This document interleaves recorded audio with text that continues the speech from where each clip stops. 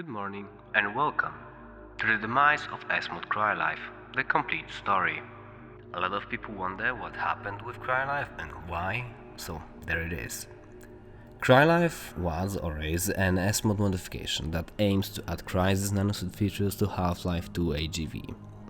Smod itself is a Half-Life 2 mod that allows for a lot of customization without the need to edit Half-Life 2 source code.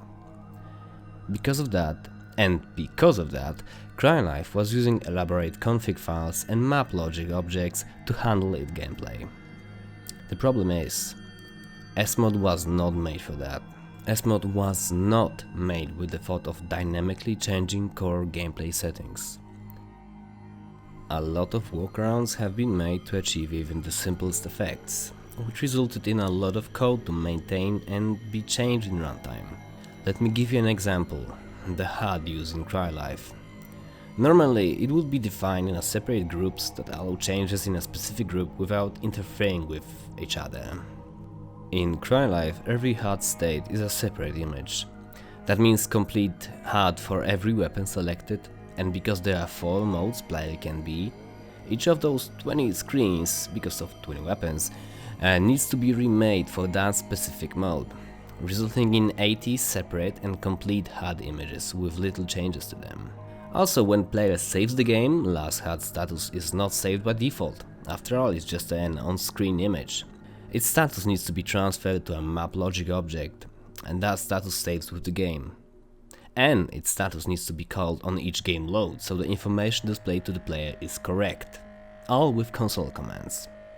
This is but a simple example how things worked in CryLife, and as much as can be made to work every time, it creates a massive amount of, I fear to say, code that needs to be maintained. So what happened to CryLife exactly? Well, some kind of a scope creep. Although features could be added, with each option, extra action that player can do, it doubles the amount of scripts that needed to work in conjunction with each other. But why so many features then, you may ask? Because of the hype.